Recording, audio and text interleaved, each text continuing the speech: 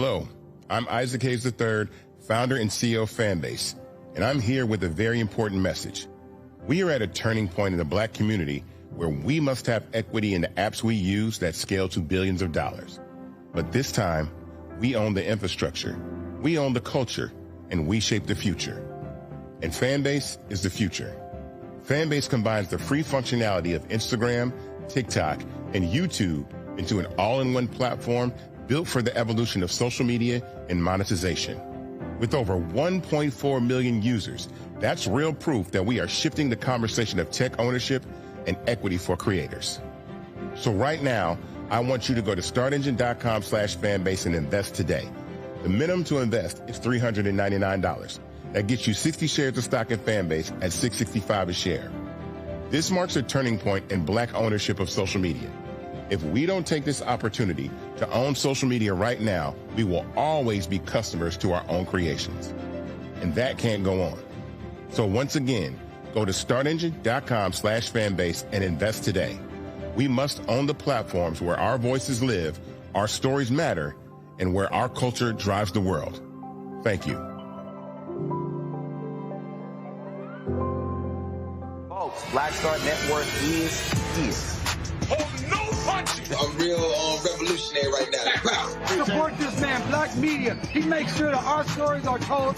Thank you for being the voice of Black America, Roland. Hey, Black, I love y'all. All momentum we have now, we have to keep this going. The video looks phenomenal. See, this difference between Black Star Network and black-owned media and something like CNN. You can't be black-owned media and be scared. It's time to be smart. Bring your eyeballs home.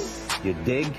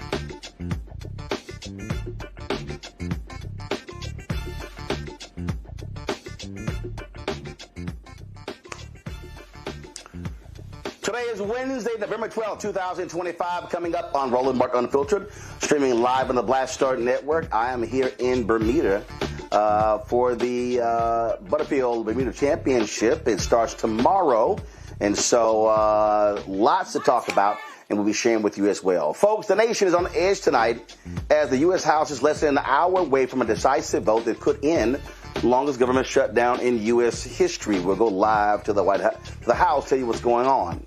After 50 days of waiting, Adelita Grijalva is finally sworn in, making history. It took Speaker Mike Johnson long enough. Newly released emails link the twice impeached, criminally convicted felon-in-chief Donald Trump to Jeffrey Epstein. No shock. And one of them says, Epstein says, Trump knew about the girls. That's why they didn't want her sworn in. A federal judge in Illinois has ordered the release of hundreds of individuals detained by ICE because their arrests were potentially unlawful and in violation of a federal court order. In tonight's Tech Talk, it's Black Love meets AI. Upfront Love uses artificial intelligence to help people stop swiping and start marrying. It's time to bring the funk on Roland Martin Unfiltered on the Black Star Network. Let's go. He's got it. Whatever the biz, he's on it.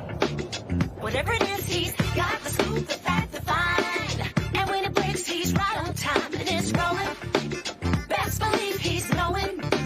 Putting it down from sports to news to politics. With entertainment just for kicks, he's rolling.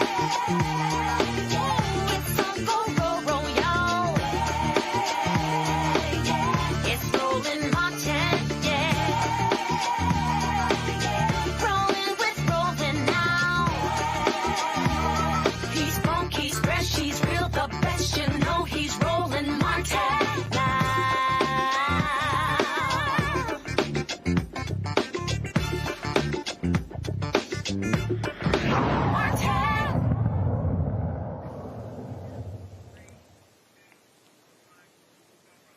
The longest government shutdown in U.S. history could come to an end tonight if the House approves a funding package and sends it to the twice impeached, criminally convicted felon-in-chief Donald Trump for a signature. The lower chamber is returning for the first time since September 19th and is set to vote on final passage in just about an hour. House Speaker Mike Johnson says the vote will reopen the government. We believe the long national nightmare will be over tonight. It was completely and utterly foolish and pointless in the end, as we said all along. I just want to apologize to any Americans who are out there who still have flight cancellations or delays today. I want to apologize to the many American families who were made to go hungry over the last several weeks, our troops and other federal employees who are wondering where their next paycheck would come from. All of that's on the Democrats. Just never forget, they voted 15 times between the House and the Senate to close your government. And the Republicans tried every single day of the shutdown to open it, and we voted 15 times to do that. They have a lot to answer for, and I just want to say that we're very optimistic about the vote tally tonight. We think this is going to happen, and we're sorry that it took this long. So Republicans are going to deliver for the people. We're ready to get back to our legislative agenda. We have a very aggressive calendar for the remainder of this year. There'll be some long days and nights here, some long working weeks, but we will get this thing back on track. Well, you haven't been working, so let me complain about some long days. House Democratic leader Hakeem Jeffries says Democrats remain opposed to the MAGA spending bill that will gut health care, impacting millions of Americans. House Democrats are here on the Capitol steps to reiterate our strong opposition to this spending bill because it fails to address the Republican health care crisis and it fails to extend the Affordable Care Act tax credits. House Democrats will continue to support our men and women in uniform. We will continue to support hardworking federal employees. We will continue to support our law enforcement personnel. House Democrats will continue to support our air traffic controllers. We will continue to support our TSA agents. We will continue to support our civil servants who have been under attack since day one of the Trump administration. But we cannot support the Republican effort to gut the health care of the American people.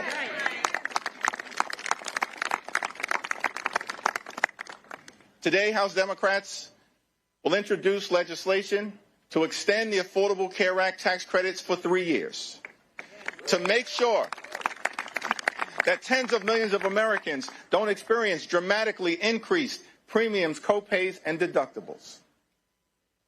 We believe that working class Americans, middle class Americans, and everyday Americans deserve the same level of certainty that Republicans always provide to the wealthy, the well-off, and the well-connected. The same level of certainty. And so we're calling upon our Republican colleagues to join us and extend the Affordable Care Act tax credits. And we will be working hard today, tomorrow, and throughout the balance of this year to make sure that those Affordable Care Act tax credits are extended. Now, Republicans control the House, the Senate, and the presidency. They own the mess that has been created in the United States of America. They own it. In a few hours, we will convene on the House floor. And our message to the American people is no matter what happens on the floor later on today, our promise to you remains the same. House Democrats will continue to fight to make your life more affordable. House Democrats will continue the fight to address the Republican health care crisis, and House Democrats will fight to extend the Affordable Care Act tax credits. This fight is not over. We're just getting started. All right, folks, my panel, Rebecca Carruthers, President and CEO of Fair Election Center out of D.C., Dr. Zachary Kirk, educator and content creator, Dr. Larry J. Walker, Associate Professor, University of Central Florida, will be joining us as well. So glad to have all three of y'all here. So let's get right to it. Rebecca, listen, Republicans are going to pass this. We already know this. They are going to gut health care. We know this as well.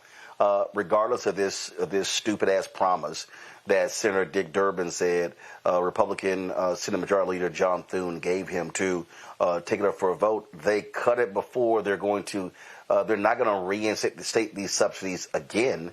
So let's just be real clear about what's going to happen.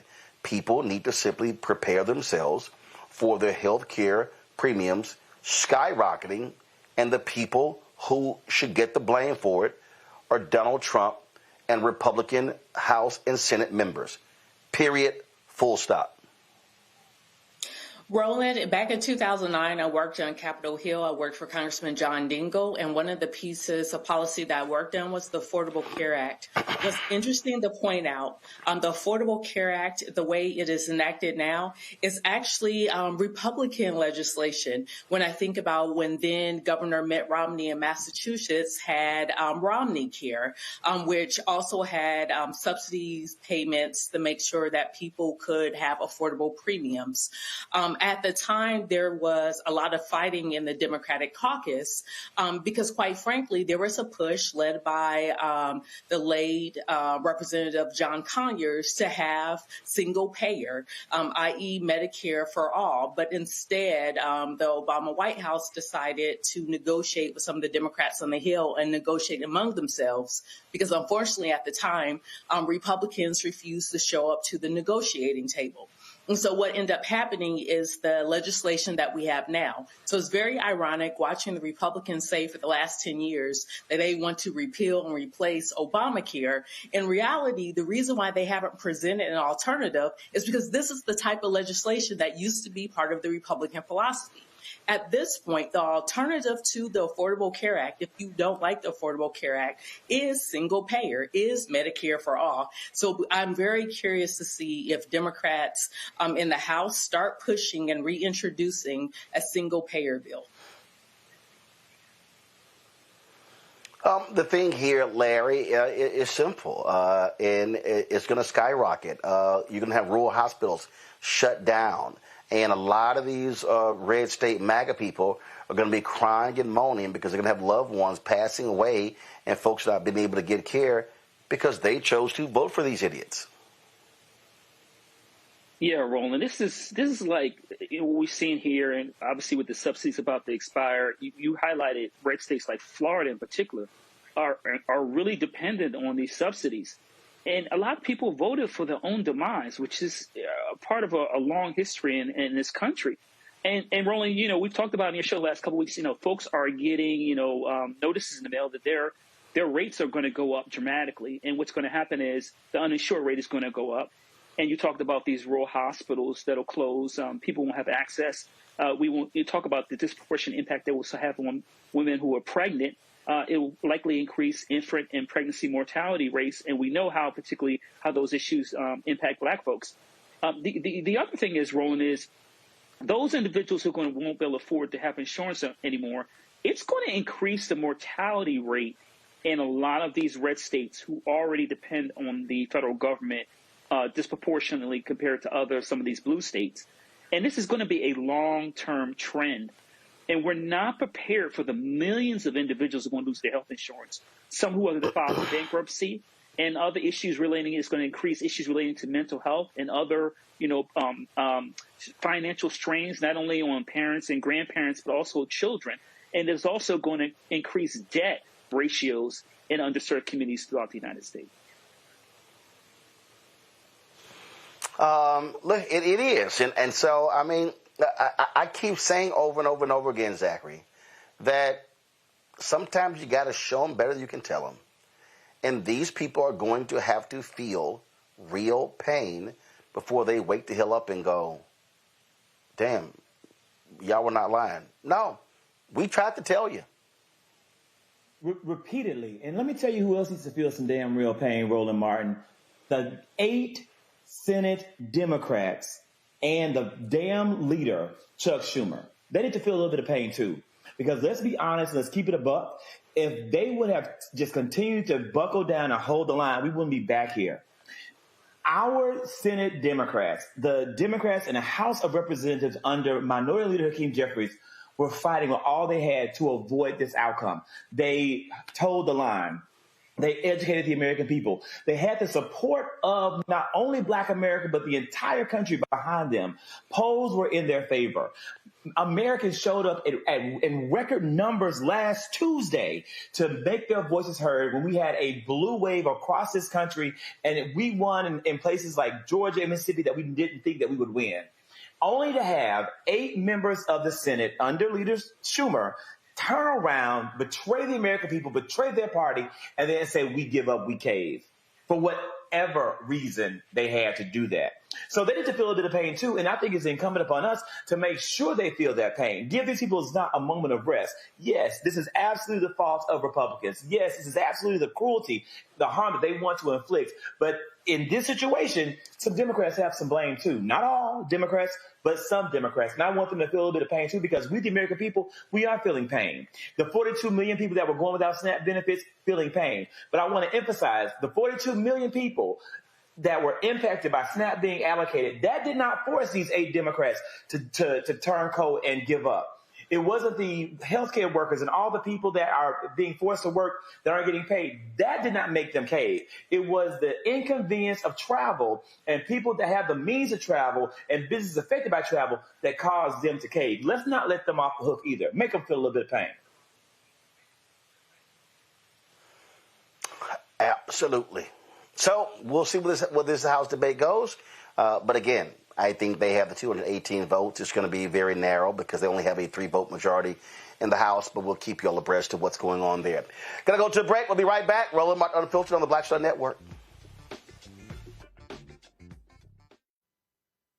They said the quiet part out loud. Black votes are a threat, so they erased them. After the Supreme Court gutted the Voting Rights Act in 2013, Republican legislatures moved fast. New voter ID laws, polling place shutdowns, purges of black voters from the rolls. Trump's Justice Department didn't stop it, they joined in. In 2018, his DOJ backed Ohio's voter purge system, a scheme that disproportionately erased black voters. Their goal, erase black votes and political power.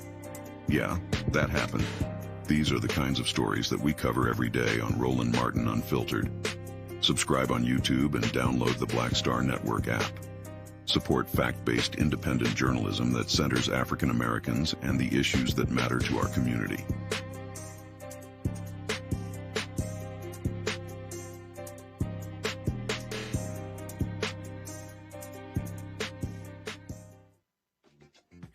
what's up, everybody? It's Godfrey, the funniest dude on the planet. And you're watching Roland Martin Unfiltered.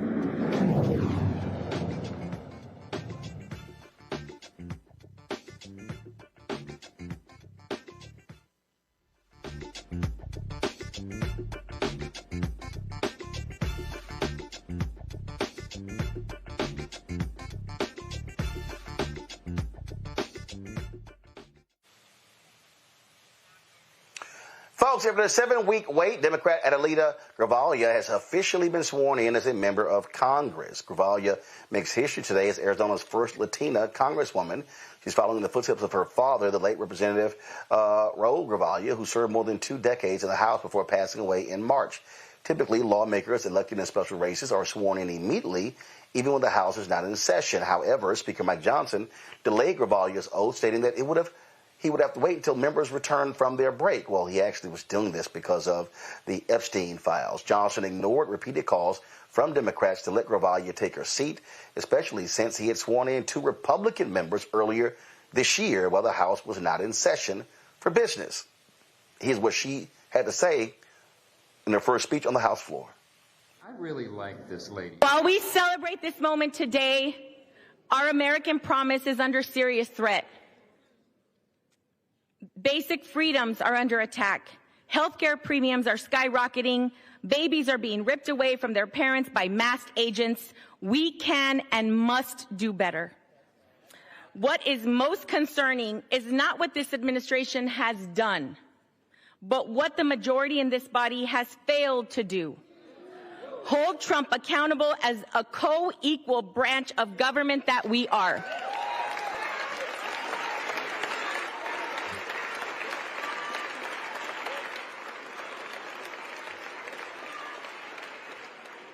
It has been 50 days since the people of Arizona's 7th Congressional District elected me to represent them. 50 days that over 800,000 Arizonans have been left without access to the basic services that every constituent deserves. This is an abuse of power. One individual should not be able to unilaterally obstruct the swearing in of a duly elected member of Congress for political reasons.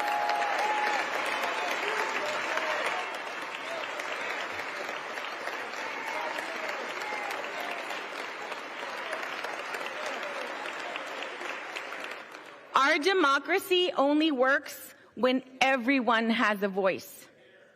This includes the millions of people across the country who have experienced violence and exploitation, including Liz Stein and Jessica Michaels, both survivors of Jeffrey Epstein's abuse.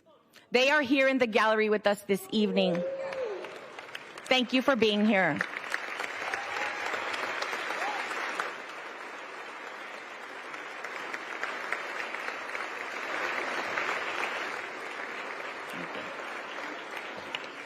Just this morning, House Democrats released more emails showing that Trump knew more about Epstein's abuses than he previously acknowledged.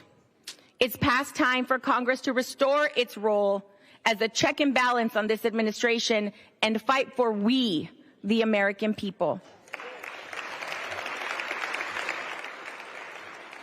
We need to fight for our immigrant communities and veterans. We need to stand up for our public schools, children, and educators. We need to respect tribal sovereignty in our environment. We need to stand up for LGBTQ+ rights because that's what the American people expect us to do. Fight for them. That is why I will sign the discharge petition right now to release the Epstein files.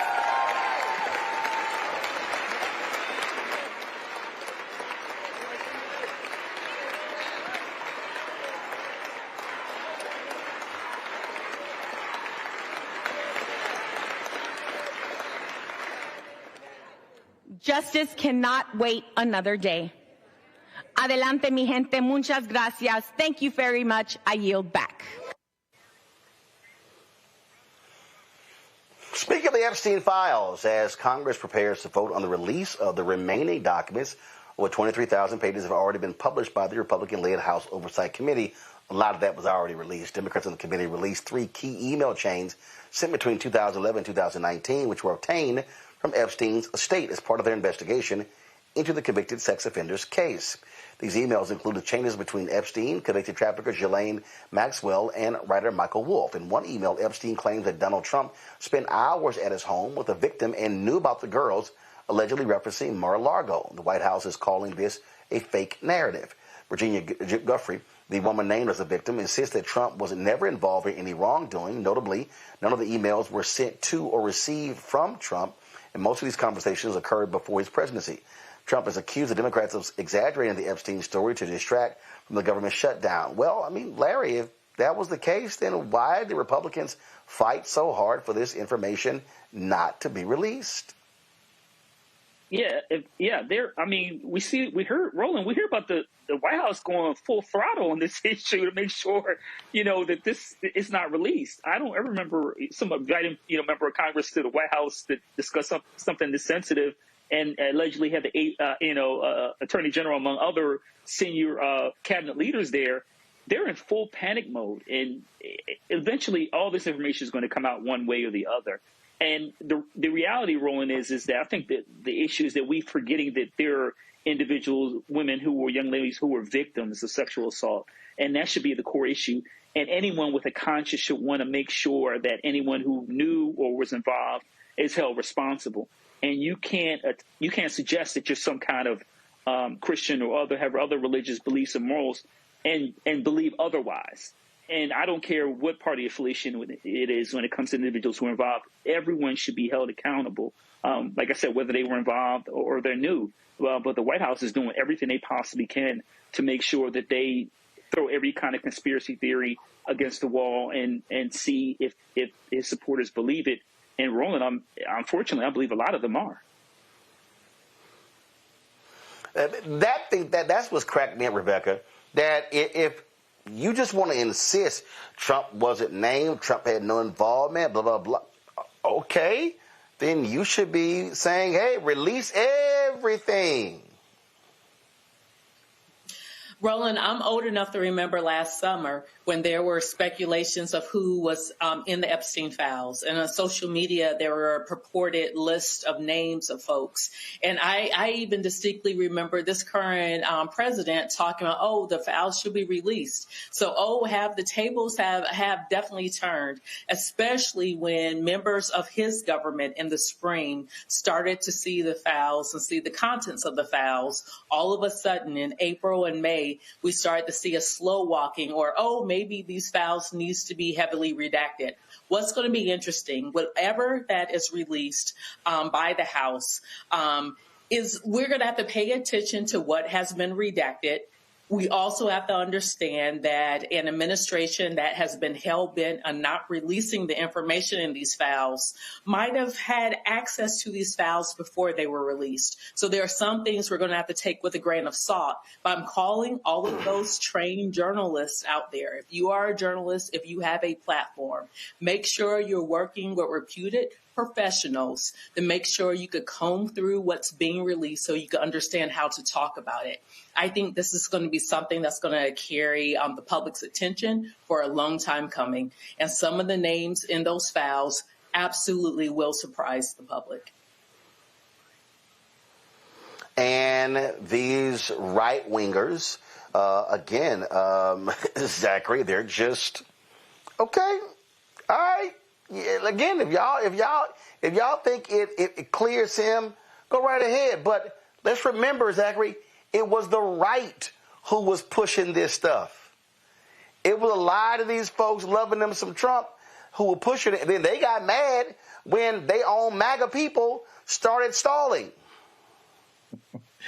And they thought the day would never come. They thought that they would never come. I think that they really looked at every single opportunity to make sure the day didn't come, but it's here. The reckoning is around the corner, and the American people are going to see what it really is, and they're going to then have to make some very hard decisions for themselves. The MAGA cult will have to grapple with who they really are as people, as human beings, are you able to stomach standing behind someone who is capable of this type of activity, this type of criminality, this type of behavior, this type of evil? Are you really able to live with yourself and still stand behind this man and who he is, what he's done, and what he stands for? That's where this is going. And I'm gonna tell you right now, I'm damn happy for the day and excited to see it. There hasn't been a lot of good news. Last week was a good week. This week has been a bad week. But right now, the tables are turning, and we may end up on a good note. And I'm excited to see it happen. All right, a lot of folks are not feeling good right now. This government shutdown has caused a lot of financial distress for millions of people, whether from being laid off, not getting paid, or not receiving SNAP benefits. Folks have suffered in some way. In July, Wallet Hub, a personal finance website, publishes findings on the states with the highest levels of financial distress. The ranking was based on various factors, including bankruptcy rates, average credit scores, and the frequency with which residents search for terms indicating financial trouble, such as debt and loans. According to Wallet Hub, the state facing the highest financial distress, Texas, red state, followed by Florida, red state, followed by Louisiana, red state, followed by Nevada, red state, followed by South Carolina, red state, followed by Oklahoma, red state, North Carolina, red state, Mississippi, red state, Kentucky, red state, Alabama, red state. I mean, we could go on and on and on and on with this, and you understand what we're getting here. And so these same people who, and understand, this distress we're talking about is not solely tied to the government shutdown. This distress is also tied directly, let me say it again, it's tied directly to Trump's economic policies. Now, many of y'all may have seen this idiot's interview with Laura Ingraham on Fox News, where he says how he owns this economy. But also, you have to come to grips with the reality of his role in causing this economic harm. Now he's trying to float out here this idea of, we're going to give everybody $2,000. Yeah, Congress has to pass that. Let's see if they do that to add to the debt. Morgan Harper joins us right now, Director of Policy and Advocacy at the American Economic Liberties Project out of Columbus, Ohio. Morgan, glad to have you here. So, Morgan, do you find it interesting when you see Scott Bassett going on television and Trump, all these different people, and how all of a sudden it's like, yeah, the economy's done, yeah, it's a problem, and how they were lying to themselves, trying to dance out of this, but they cannot deny it. Trump keeps lying by saying, oh, everything is going down, price is going down. He's lying. Yeah, I think that there was this false sense among some, not among us on this show, and certainly not with you, Roland, that there was some grand plan to what these guys were doing, that there was going to be this moment where everything turned, and then we would see the fruits of all of their proclamations about how they were going to bring America back and make the economy stronger than ever. And month by month, we've steadily seen, even as maybe the stock market continues to rise, the reality of what economic life is looking like for a lot of Americans and the vast majority of Americans is telling a very different picture. I mean, I saw something today, the administration citing data from DoorDash to prove that the economy is strong. I don't know if you saw that, Roland, but you have the CEO of, I think by definition, we can all agree, is an exploitative company to its workers. They don't even want to claim that they are workers, the independent contractors that they refuse to call workers to get benefits, that they're saying, oh, the basket of goods that people need for breakfast is going down, so the economy must be strong. And we have the White House, that the administration, the national government that is citing this company as proof that their economy is strong. You can't make this stuff up. I would dare say that the people in those 10 states where they have a lot of economic distress, I would dare say they aren't using DoorDash to deliver food. Sure, but let's be real. DoorDash is not a career, okay? And even if people are rightly using it to try to get as much money as they can, to try to fill gaps between different jobs that they might have, that is not an economic plan. And the reality of the U.S. economy right now is that we have turned over the reins of this economy to about 7 companies, 7 really large tech companies that tell us that AI is the future and they're going to build the future for us. And what we are seeing on the ground are things like data centers that we as taxpayers pay for, that are a nuisance in communities, that are fueling this supposed great technology that's actually ruining the lives of young people. We're seeing jobs that are being destroyed. I mean, that's another fact that the administration does not want to talk about, is how many layoffs have happened. I think now we're seeing the side of like 1 million layoffs this year, the most layoffs in 20 years in October. And so these are the tale of, I don't even want to say two realities. One is a fantasy land that they have some kind of idea about how to, or any desire actually, to improve the lives of Americans. And the other is the reality, which is a lot of people, and you're right, before the shutdown were struggling. And let's be honest, before this administration, struggling. And it really is becoming a bit of a breaking point that we all need to come to grips with, and that demands people of competence and good intentions that are in charge of the government. Yeah, I mean, look, we know they're lying. And now they're delaying the jobs report again, and now suggesting, it's going to be some time, because they don't want that bad news every month. And see, what's going to be their excuse now, Morgan, now that the government is going to be reopening? The House is going to vote. It's going to happen. So I can't wait to hear what their excuse is going to be on the first Friday in December. Yeah, I'm with you. I'm pretty skeptical that they're just going to get back to work and I don't doubt the quality of the career staff there, the statisticians that usually put that data out. Whether or not they will be free once back in their jobs to actually do their jobs is a huge question mark. I mean, they've already said, that they don't even want to go back and look at what happened in October. They're just going to keep it moving. So that alone might compromise some of the, the overall aggregate statistics that we're seeing come out of the administration from here, to the extent that we do see them. And look, I mean, like I just said, they're pretty comfortable subbing in data from a private corporation and calling that economic indicators, right? Instead of actually having the comprehensive data that the government at the Bureau of Labor Statistics is used to. And again, I mean, there's just so many indicators. I mean, another one I'll throw out there, that we're starting to see this uptick in subprime borrowers, auto loan delinquencies. I mean, a lot of these, the places that I'm sure we're all familiar with, you go, you finance on the spot, you get a car. The consumers that are using those are now increase in defaults, that some of those companies are going bankrupt. And this is another one of those potentially early signs, leading indicators of real trouble ahead. And so, we have to continue, and I'm going to say it again, it's like the stock market is not the reality of what is going on with the U.S. economy. It's a data point. It is not complete, and we need to continue to be outspoken about what the reality is that's happening on the ground in our communities across the country of what this administration's policies are doing. And really, like I was saying before, what an economy that's been turned over to a lot of very large corporations that are comfortable to destroy jobs rather than create them, what they're causing to. Well, and not only that, Morgan, now we got these idiots proposing a 50-year mortgage. Go ahead and take it away. Yeah.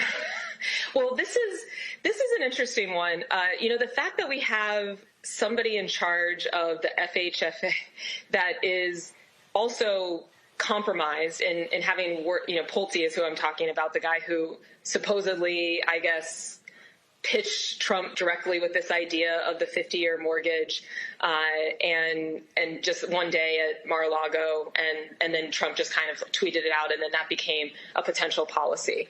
And it's kind of absurd that this is where we find ourselves, because this guy himself is in the home building industry. He has already proven to be pretty corrupt. And so how he could be in charge of this agency that's responsible for financing a lot of the home building, the mortgage industry in this country is, I don't even know what we do with that.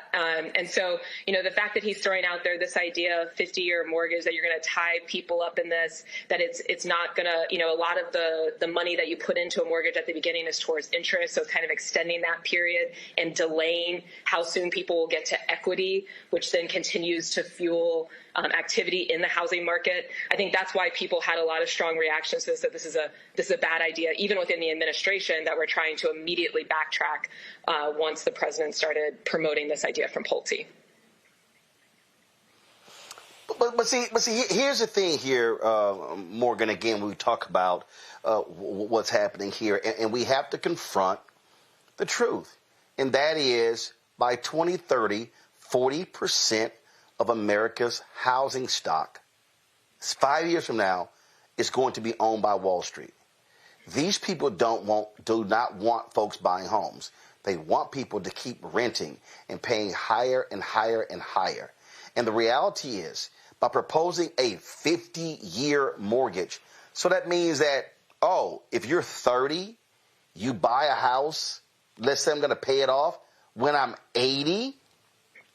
So all that's going to do is, and the banks are sitting here going, ooh, man, we about to get paid. I mean, I remember that, I guess it was, Morgan, this may have been 2007 or 8. And I remember I had overpaid taxes. And it was like a $25,000 check. I don't do that. So I overpaid. Actually, it happened a couple times. I overpaid taxes, got the money back, and I immediately applied it to the house I owned. And I remember my financial advisor was like, "Well, do you want to do that?" Because we were able to write off the interest paid on the house. And I said, well, let's do some math here. I said, in the next 10 years, if I just keep paying on the mortgage, I'm going to be able to write off the interest. But how much am I paying in interest? I said, how about I just pay the house off, and now I own it outright, and all I'm doing every year paying property taxes? That, to me, made a hell of a lot more sense. What it also did, and that's exactly what I did, and it was an absolutely smart play. Now, there are some people out there, Morgan, who say, well, no, debt's good. That's fine. I'm not interested in playing the debt game. But the point there, I paid it off early. So what, I bought it in 99. So, and so now all of a sudden you're talking about paying it off literally within inside of 10 years. You damn right. No, I'm sorry. I take that. Bought it in 99 and paid it off. I think it was like in 07, 08. But I wasn't interested in paying interest on a house for 30 years. It's just like when I bought a car. I paid for the car in cash because I sat there and said, wait a minute, why am I going to pay interest every month for 4 to 5 years on the car? If you add up the interest you're paying, hell, you're paying for 2 or 3 cars.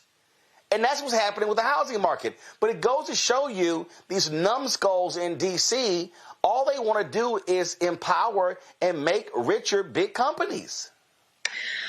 Well, that I completely agree with. I mean, the only thing I would add on the specific loans that people might be considering, or the 30-year mortgage, whatever, is, part of the idea is a lot of folks, we have set up a system supposedly trying to incentivize people to start a home, get a single-family home, and then continue to be active in the housing market. A lot of people might have a first home that fits the needs of their individual lives, or their, the beginning of their family life with kids, that then it changes over time. You might need more space. So the longer you're locked in to that one mortgage transaction, really, you're exactly right.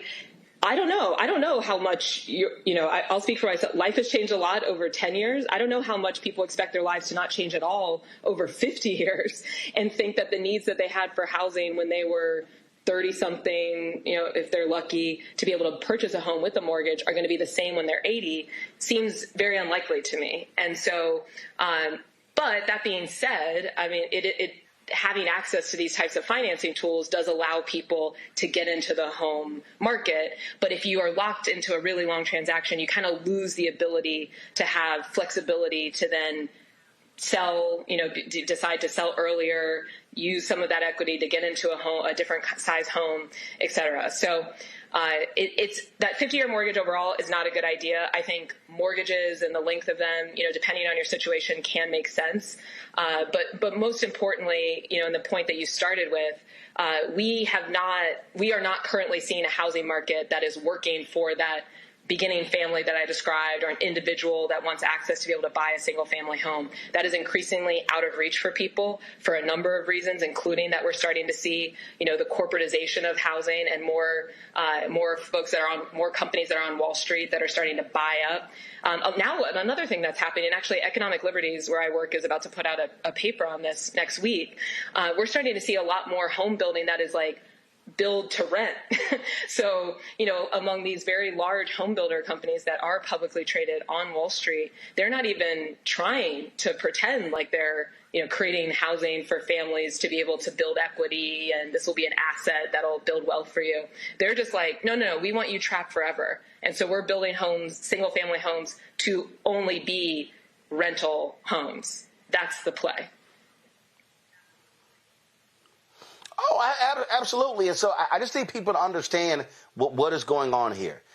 Donald, the tech people, the real estate people, the banking people, all these people, the billionaires who are supporting Donald Trump and raping and pillaging the U.S. economy, they want this pain. Let's be real clear, all right? These farmers, these MAGA farmers who are crying, let me tell y'all, they're going to be buying your land up. It's going to happen. See, so all these people, and I'm telling you, Mark, that's why I said sometimes you do have to let things happen. And what these people are about to experience, they are experiencing an economic calamity, and they fell for, oh my God, when I get in, the sun will always shine. There will be no rain, there will be no wind, there will be no cold. It will be perfect conditions at all times. I will solve every problem. I will end every war on day one. I will lower all prices on day one. I will be the savior of the world. Now they're realizing that he's the devil. And what? They're going to blame Joe Biden the next 4 years? They're going to try to pin this on Obama? No, guess so. I was like, you know what? Y'all are about to feel the pain. Congratulations. You did it to yourselves. Yes, I agree with you, Roland. This is almost what I would describe as like the end game, the acceleration of a lot of trends that were already happening in the economy. So I agree.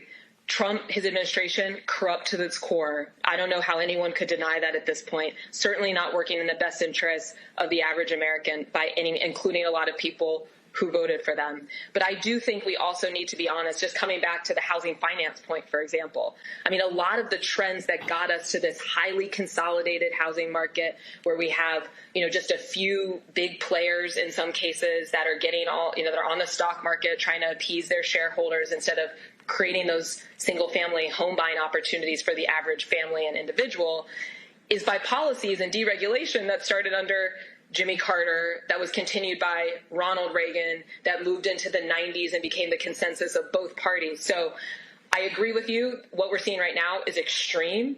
But again, a lot of this has been slowly building up over the last 40 years because we have had a lot of federal policy making that is being driven by the interests of Wall Street over Main Street. Oh yeah, I mean it's just and again, I want people to realize what is happening to our economy. I'm about to go to our panel as well. What is happening to our economy right now is more and more of this economy is frankly driven by paper jobs, really was in the finance sector. And what these people have got to understand is all this talk, Trump's going to bring back manufacturing. No, he's not. In fact, there was more manufacturing created under President Biden than you're seeing under Donald Trump. And to your whole point about AI, all of these people, all AI is just going to solve every world problem. No, it's not. No, it's not. And so, and not only that, these companies are, I mean, you know what, the NVIDIA is now $1 trillion, $5 trillion or whatever the hell. They ain't made a profit. So I'm just sort of like, okay. And to your point, everybody's going crazy, the data centers, all that sort of stuff. And I told somebody, when we were in Virginia, they were like, well, you know, you're opposed. I said, no, I never ever said I oppose data centers. What I said was we had better properly vet data centers to make sure that we're not seeing the massive consumption of water. We better vet data centers so we're not going to see utility rates explode in rural America. We may want to vet data centers to make sure that we're clear on the health implications. Yeah. Huh? And urban, not just a rural issue. I mean, take. Yeah. No. The reason I said rural because what's happening in Texas, Louisiana, and so what's happening is they are specifically targeting rural areas, and there are many politicians in rural America who are like, come for the jobs, but there's a bunch of stuff that also comes with that. And all I said is you better be vetting it and talking to the experts so you don't make a short-term economic decision that could have long-term negative implications on your town, on your county, on your region. Absolutely. Yeah. And I'm not, well, maybe I am kind of anti-conservative. I'm not anti-technology. I think we all have benefited from the development of technology. A lot of these tech companies started out with innovations that were a value add to how we were interacting with each other. But the reality is now we have 7 companies that are driving the central planning of the United States of America, and the government is secondary to what they want. And these data centers are just one example of that on the ground. That I agree with you. I mean, I think the play is trying to get folks in rural, a lot of them are being built in rural areas, but increasingly they depend on the annexing of things like the water supply from cities like Columbus, Ohio. That's going to increase the rates of water here, which is an issue that our city council is talking about just this week. So the issue, from my perspective, is we don't have a plan. The plan is whatever these companies want, and we'll look up in 10 and 20 years and realize, oh, they got exactly what they wanted. We lost everything, and the government was just kind of like on the sidelines unless we kick things into high gear quite quickly and start to all put a lot more pressure on what types of decisions are happening and have like a real government, a real plan about how we are going to have an economy where people are able to work, earn enough money to live, start businesses, build businesses that actually add some value, not just ruin the mental health of young people. Well, the thing for me is on this whole deal, this is a corrupt administration whose sole purpose is to get richer by crypto and Silicon Valley and all this sort of stuff. So all these people are going to realize by 2029, they're going to look up and realize, man, how much did they rape and pillage this country? And that's exactly what these people have in mind. To the panel, Rebecca, your question for Morgan Harper on what's happening with the American economy. Okay, Morgan, I'm trying to make sure that I'm fully processing and understanding everything that you just said. So this is what I heard from you, is that with mortgages going to a 50-year term, which means it's a lower monthly premium, which creates more affordability for people to be able to obtain a mortgage. But I'm also seeing that groups like Fannie Mae is going to lower the credit minimum in order to qualify for mortgages. So now what I'm hearing from that is that people who might be less financially stable to be able to afford a long-term mortgage are going to be able to enter into a market, obtain mortgages that are backed by the federal government. And if they default, these companies, maybe predatory, who are giving these mortgages to these people, will still be able to get their money back from the government in the case of a default. So this feels very 2006 to me. Is this what I'm actually hearing? Am I processing what you're saying correctly? Well, to be clear, I mean, this 50-year mortgage thing just kind of like came up out of nowhere. And so I don't know that we know for certain how it would play out. The proposal kind of assumes, if you want to call it that, but like I said, it was suggested, and it sounds like a pretty random way, that this would somehow be more affordable for the average American through a lower monthly payment. But I think experts are kind of split on this. With, whatever the impact on interest rates is, it might offset whatever, that the decrease in the monthly payment. So it's not totally clear that it would be cheaper. But the point that I was making is that it's going to lock people into these transactions for a longer period of time and limit their ability to potentially, refinance or trade up to try to get into a bigger house, or maybe whatever house you lock this financing in for, you want to downsize at some point before you turn 80, after 50 years of having the mortgage. And so then you're going to be a little less agile to be able to do that. I think what you're describing about, some of the credit risk, that could also be a possible risk here, though. I mean, that is something that is, kind of baked into our system, that the government is backing up a lot of the securitization of loans that are happening through the government-sponsored entities, Fannie and Freddie Mac. Roland, could I ask a follow-up here? Zachary. Yep. Go ahead. Okay, so Morgan, is the better analogy where you went from like 48 to 60 months to 72, now 96 month car loans, and then people keep rolling in some of the negative equity into the next car when they keep upgrading their cars? I think it is kind of a good analogy. And again, I haven't looked deeply into this 50-year proposal because it hasn't really been something that's been suggested before. But yeah, it's not, even if in the moment it's getting you to something that feels like it's more affordable, if long term it's just locking you into this relationship with this one lender, and then they're able to securitize out of that long relationship with you to get more money out of putting the equity of your transaction on the stock market, well, that is almost always a good deal for big banks and less of a good deal for the average consumer who's taking out that type of loan. Zachary. Morgan, it's really mind-blowing, and it's really great information that you're giving us.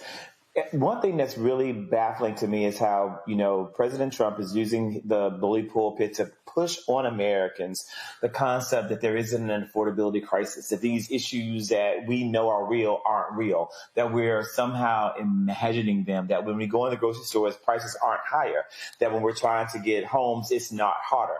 How can we fight back against the government telling us that we're not in an affordability crisis when in reality we are? Like, what can we do to really help our fellow Americans see the truth behind what we're living with in this Trump economy?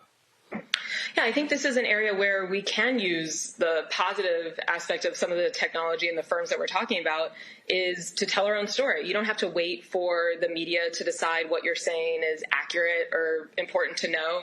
Just kind of like hit the grocery store.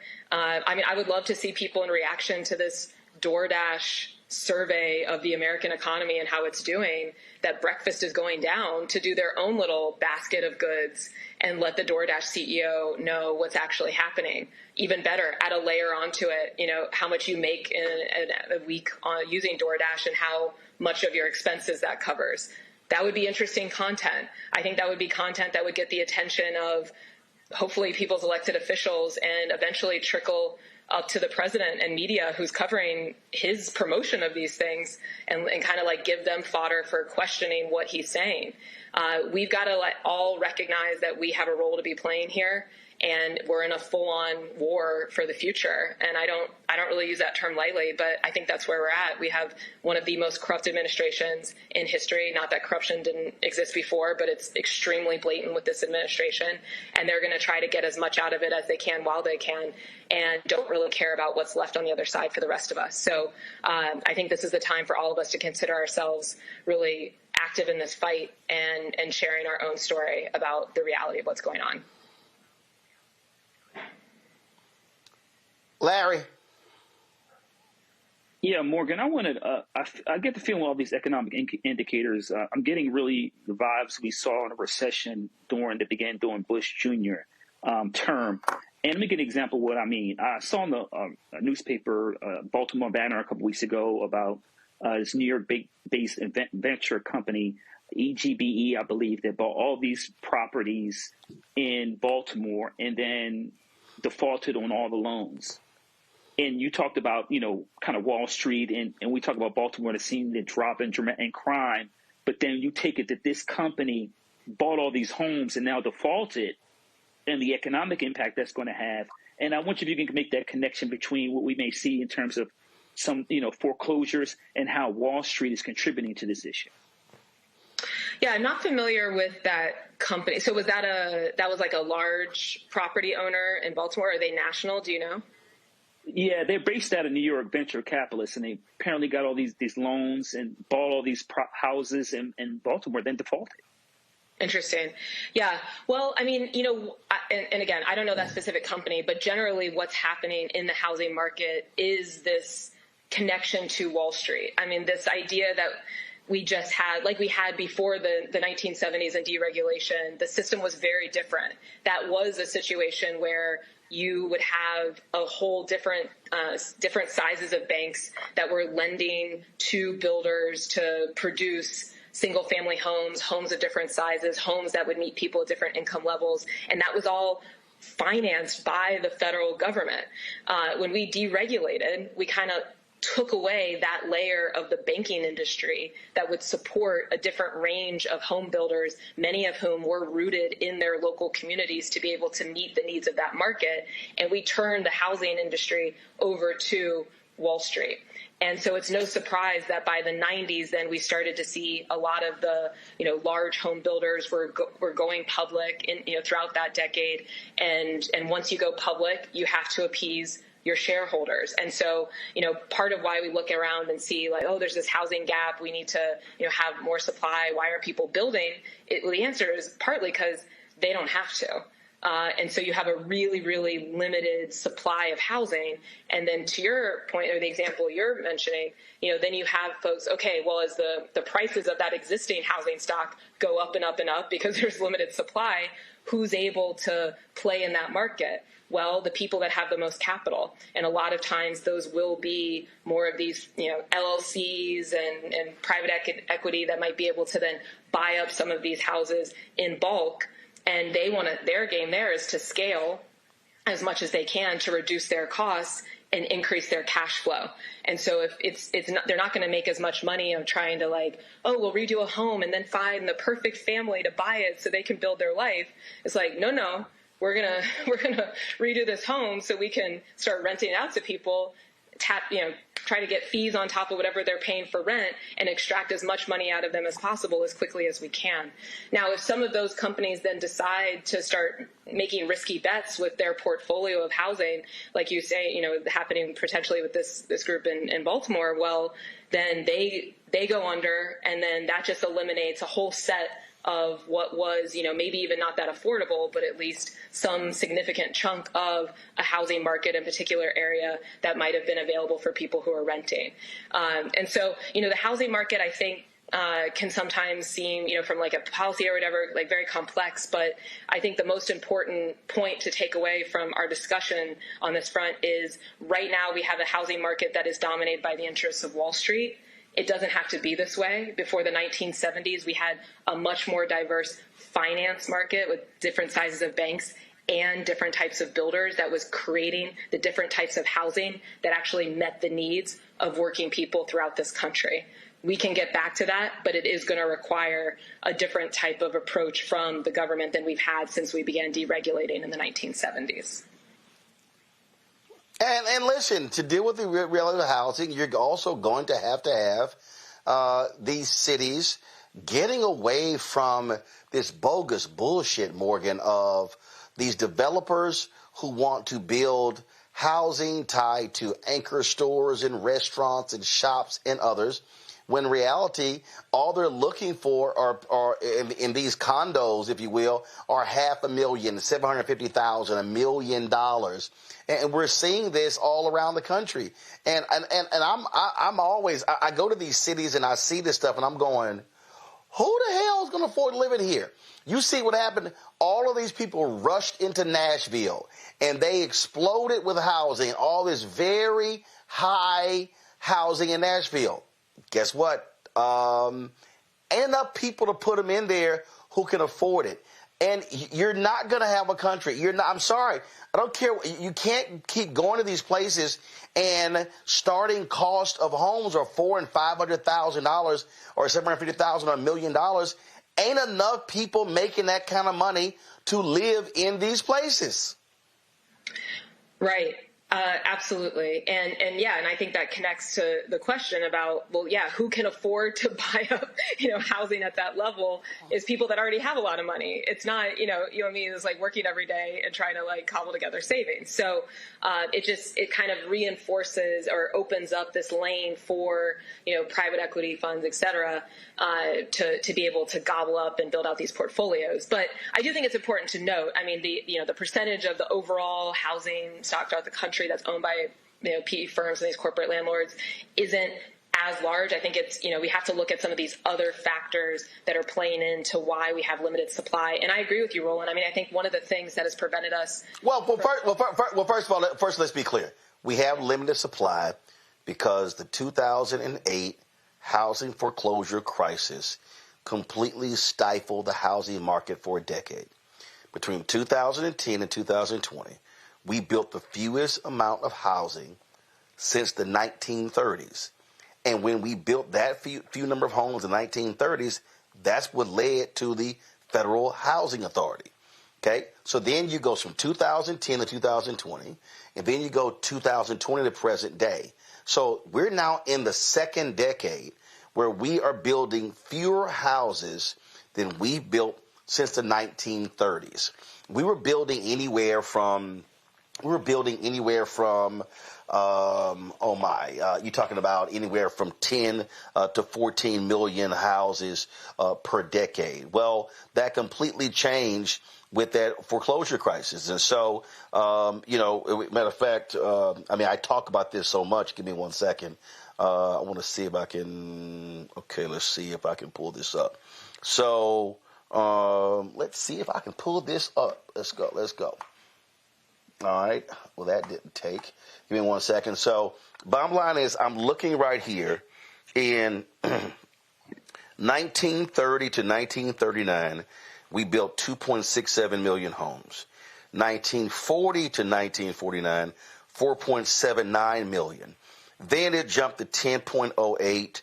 And then 9.49, 1970 to 79 was 12.37, 1980 to 89 was 12.14, 1990 to 1999 was 12.49, 2000 2009 was 14.56, 2010 to 2019 was 6.9. That was the lowest amount of housing built since 1940 to 1949. And so that's what we're facing. The home foreclosure crisis, what took place, those subprime loans, all that financial chicanery from Wall Street spooked developers. And we're now here we are in 2025, still dealing with an issue that was exacerbated and created in 2008. Yeah, I agreed with that. The other thing I would note, though, is that after the financial crisis, some of the government's responses to that they gave preferential treatment to larger developers in the form of like tax credit. You're going to love this paper we're putting out, Roland, so I'm going to make sure to send it to you when it comes out next week. But they did favor some of the large developers who were able to withstand the crisis better, and then that further pushed small, medium-sized home builders out of business. And these large developers, responsive to Wall Street, they do not have to build if they don't want to build. And again, one of the other big mistakes, and we just have to be very honest here, it was a mistake of the Obama administration Bush, then Obama, to bail out the banks and allow them to use that money to fortify their balance sheets. And what did they do? They held onto those homes, Morgan, and they then said, we no longer have distressed properties. So now we're going to hold on to these homes. And then when the real estate market, housing market rebounded, they then began to sell 20 and 25,000 blocks of homes to private equity. And so you were a husband and a wife, and you were looking, you saved your money up and you got your credit straight, and you were looking to get your first house, you couldn't compete against private equity. And so we saw this take place in Arizona. We saw this in Texas. We saw this in Georgia. And so now all of a sudden, that also contributed to the problem, because you had people who normally, the cycle of life, who normally should have been making their way from renting into owning, they couldn't compete when the banks unloaded all of those homes to private equity. Yeah, absolutely. I think that this is a really important conversation for us to be having, especially as we look ahead to the next couple of years. To, you know, there's going to be, I mean, we've already seen the start of election season since last week, but this is one of the areas where I do think it's really important that we're honest about some of the mistakes that were made, so that we can actually start to fix, you know, some of these problems. The other thing I would note is, you know, just talking about the interplay between like local government and some of the federal or the national trends that are happening. You know, what we've also seen is, as some local governments, you know, maybe has a strong leader that's trying to put in more, you know, tenant protections or limitations on just how much, you know, how many fees a landlord could charge or whatever, you know, then those landlords that are often operating as these LLCs, the kind of like more regionalized or nationalized housing portfolios, are just packing up shop and moving to the localities where they don't have as many rules in place, right? And so it's kind of this like regulation arbitrage is like, oh, you're trying to tell us what we can and cannot charge people. Well, we just want to get out of this state altogether, and we'll go where we can treat people like shit and get as much money from them as possible. So again, you know, I think that is another reason to call for, you know, more of like a national strategy. But yeah, really, really important to reflect on how we got here. And again, so I know there are people who are watching who are saying, oh my God, y'all are just going down this path and it's absolutely driving me crazy. But I need people to understand that when we're having this conversation, y'all gotta be prepared for what's about to go down. We are seeing, Morgan mentioned earlier, the massive layoffs. You hear, look, I just got earlier today, Omnicom or whatever the hell, there was an ad agency, IPG, that bought them, you know, they're sitting here laying off some 3,200 people. What AI is going to do, I mean, Amazon, what they're about to do. And so all of these people who are claiming AI is going to be the savior of the world, we're going to be talking about hundreds of thousands of jobs. And these are going to be, Morgan, highly educated, some college degree, high school diplomas.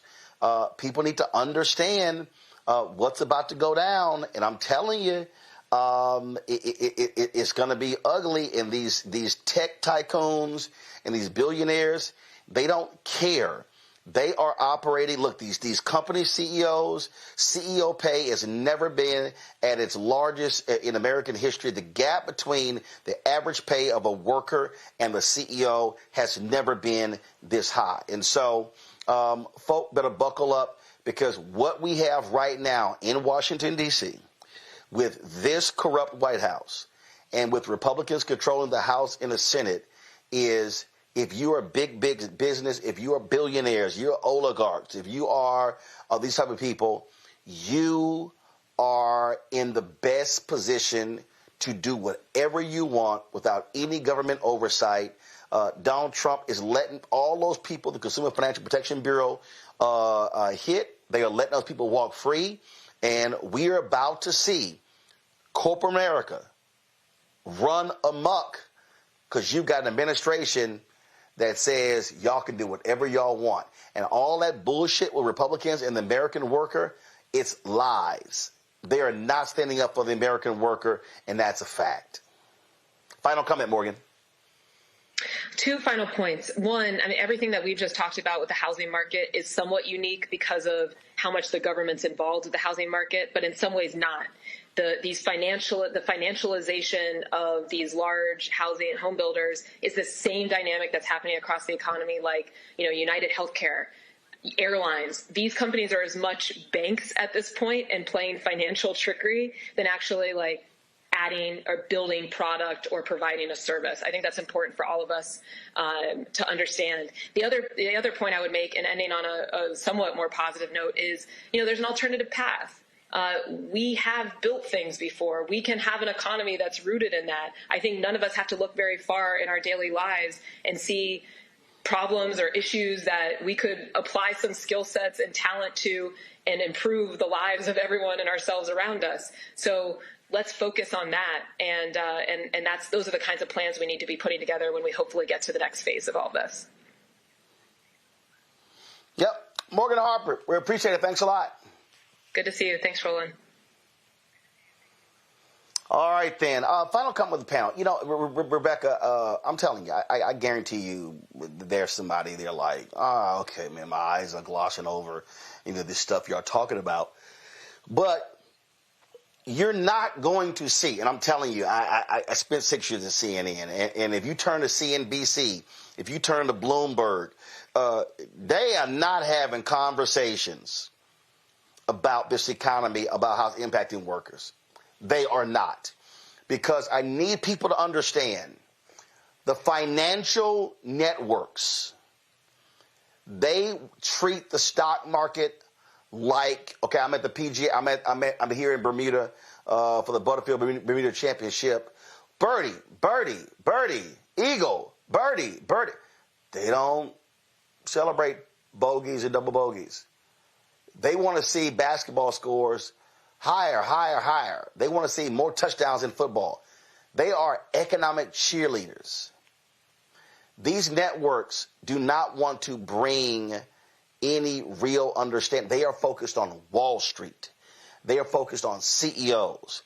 They're not focused on the people who work for government, who supply their pension fund dollars is what drives Wall Street. They ain't talking about those workers. And so people need to understand what we are about to embark on is a dramatic reshaping of the American economy. And with this nutcase in the White House and with these Republicans controlling Congress, they are going to let corporate interests do whatever they want. There are no restraints, and that is absolutely scary, Rebecca. Roland, we spent about the last 50 minutes of the show talking about the economy. The reason why that's so important is that over the last few weeks, we've been talking about the government shutdown, the immediate impact to federal government workers. We've been talking about folks across the country who receive SNAP benefits and who haven't been able to use those SNAP benefits since the government shutdown. But while we were all talking about those very pressing issues, and those are very pressing issues, those are also short-term issues. What was happening is these large corporations, these oligarchs, were having conversations about trillion-dollar evaluations of their companies. I just want that to sink in for people. I remember 20 years ago, the idea of being a millionaire, having $1 million liquid cash in the bank was a very big deal. That same $1 million of cash, if you're fortunate or lucky enough to have that in your savings, it doesn't go very far now. Just the scale, like you talked about, by 2030, when we're looking at all of these oligarchs, how they are literally carving up the American economy, and they're taking taxpayers' dollars, and they're figuring out how they get to spend it, how their companies could be subsidized. It's a completely different game that's being played here. In fact, the last thing I want to say here, especially when we're talking about the housing market and we think about some of these rules that are changing, there are VCs, venture capitalist firms, that are buying 500,000 doors, 1 million doors, and they're buying them not just in urban corridors, but also in rural areas. When you ask your relatives or friends, or if you yourself live in a rural area, those small homes, those 1 or 2 bedroom apartments now, those are also skyrocketing in prices. It's not just cities like Washington, D.C. or Chicago or L.A. or New York that has a $2,000 or $3,000 or $4,000 a month a 2-bedroom or even 1-bedroom. That's also happening in rural areas where things are going $1,500, $2,000, $2,500. In essence, what we are seeing is that Americans are being boxed out of the American economy. Well, there were a lot of corporate people, Larry, who did not like Lena Khan when she was over the Federal Trade Commission. They couldn't stand her. They couldn't, because she was blocking mergers. And I'm telling you right now, listen, the Trump people okayed the Paramount acquisition by Skydance. And now Paramount is talking about, or they've submitted several offers to buy Warner Discovery. Well, guess what? The film industry in Georgia has completely evaporated. I mean, it has been, it estimates some 20,000, 30,000 jobs lost. Now you have the Department of Justice in California said, hey, they're going to be investigating this Warner Discovery thing because it's going to lead to more jobs. I need people to understand, when you have mergers and acquisitions and when you have monopolies, that means people are going to get laid off. And they hated Lena Khan because she didn't approve the JetBlue merger with Spirit. She didn't approve several others, and they hated her for that. But her whole deal was, this is going to lead to lack of competition and massive job loss. And so folk got to understand what's happening before our very eyes. Yeah, Roland, we're living in a period where they're robbing from the poor and giving to the rich. Rebecca called them oligarchs, and I mean that term. It really describes what we're experiencing. Mark Zuckerberg and these Bezos and these ultra rich billion, soon to be, in the case of some trillionaires. And the United States is getting, the average United States citizen is getting robbed blind. And we've got 3 more years of this. The most troubling part is a lot of American working class, middle class folks, far too many of them voted for this. And the economic despair that this country is going to experience between, we talked about Affordable Care Act subsidies, the dramatic increase in the unemployment rate, particularly we talk about, certainly we see in the black community, what is 7.4%, whatever it is right now. In addition to that, the number of bankruptcies. And then, I shared the story. I talked about what happened with this venture capitalist firm, which Rebecca, talked about that in terms of what they're doing. They're robbing, they're undermining what the American dream is, and they're robbing us blind. And the administration doesn't care. Throw me $1 million for the ballroom, or come give me a gold cup with my name on it, or a crown, and I'll bless you and tell you to go on and continue to rob the poor folks. And I just don't, Americans don't know the level of despair we're going to experience over the next couple of years. We're already in a recession. I hear this, let's talk the last couple of weeks of we're getting there, but we're already in a recession. Well, Zachary, here's a perfect example. This is just understanding where we're going. You take a McKinsey Scott. McKinsey Scott has donated the last 5 years close to $700 million just to HBCUs. Yet if you look at the giving, of Elon Musk, Jeff Bezos, they got more money than her. Don't come close. Now, granted, she's Jeff Bezos' ex-wife. I was reading a story how Warren Buffett, there was a giving pledge where he agreed to give 99% of his wealth away before he passed away. Well, then, so I saw a story and it was like, I think it said 23 people agreed to it or something like that, but only 9 are continuing with it. So why am I stating that? Because what we're now facing, let's make more.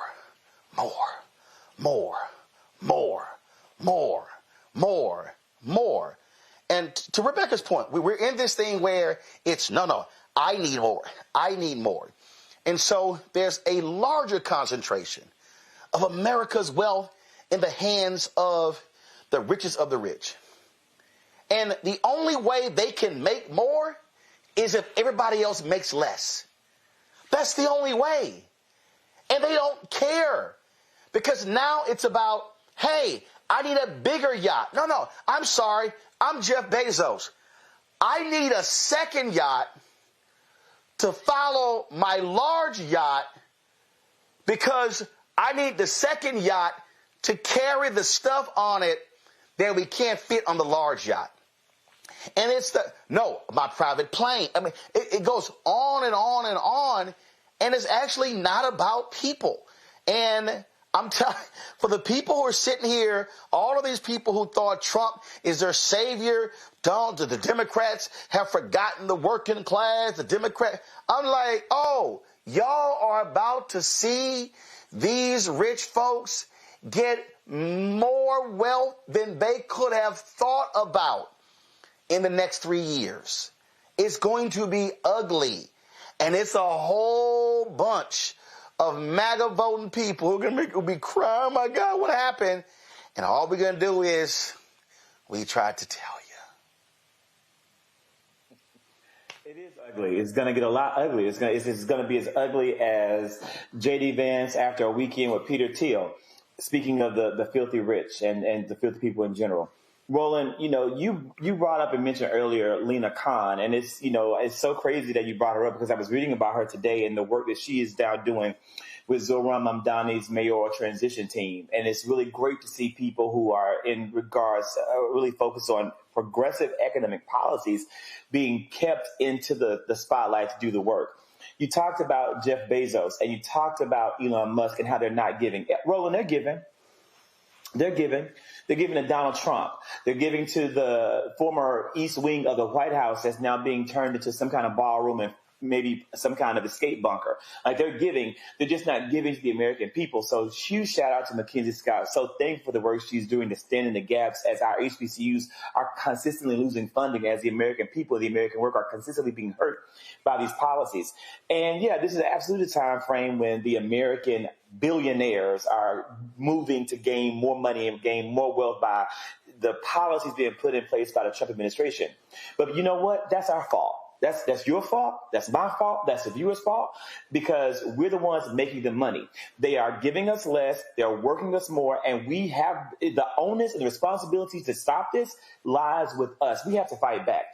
That's why during the upcoming economic blackout, we got to fucking black out. We've got to black out. No shopping, no buying. Crush the sales for Black Friday. We have to hit Amazon where it hurts in the same way that we hit Target where it hurts. We got to hit Sephora where it hurts because they want to mock us. We have to do our part as the people to fight back with every means possible.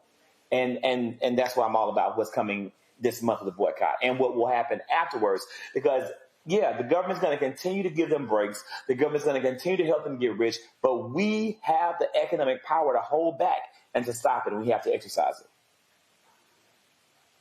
All right, folks, hold tight 1 second. We come back. A federal judge has something to say to ICE for illegally arresting Americans.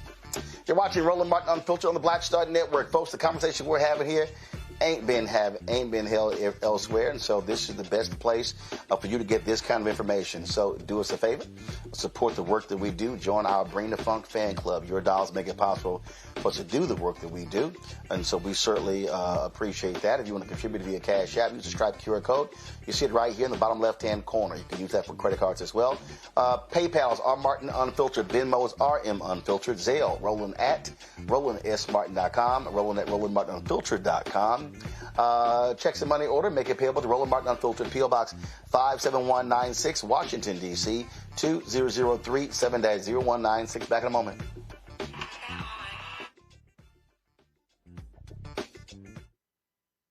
In this country right now, you have people get up in the morning, and the only thing they can think about is how many people they can hurt, and they got the power. That's the time for mourning.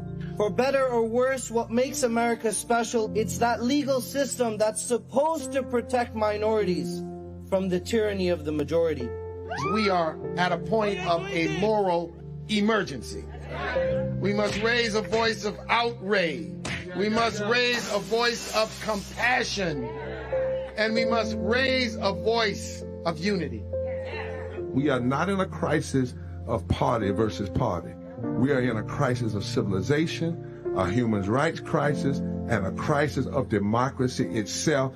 And guess what? You've been chosen to make sure that those that would destroy, those that would hate, don't have the final say, and they don't ultimately win. This week on The Other Side of Change. Book bans, anti-intellectualism, and Trump's continued war on wisdom. This is a coordinated backlash to progress. At the end of the day, conservatives realized that they couldn't win a debate on facts. They started using our language against us, right? Remember when we were all woke and the woke movement and all that kind of stuff? Now everything is anti-woke, right? When we were talking about including diversity, equity, inclusion, higher education, now it's anti-DEI. All this are efforts to suppress the truth because truth empowers people. You're watching The Other Side of Change only on the Black Star Network. Next on the Black Table with me, Greg Carr. The United States is the most dangerous place for a woman to give birth among all industrialized nations on the planet. Think about that for a second. That's not all. Black women are 3 times more likely to die in this country during childbirth than white women. These healthcare systems are inherently racist. There are a lot of white supremacist ideas and mythologies around black women, black women's bodies, even black people that we experience painless, right? Activist, organizer, and fearless freedom fighter Monifa Akinwole Bandele from Moms Rising joins us and tells us this shocking phenomenon, like so much else, is rooted in unadulterated racism. And that's just one of her fights. Monifa Bandele on the next Black Table here on the Black Star Network. Lil Thompson with winwithblackmen.org. You're watching Roland Martin Unfiltered.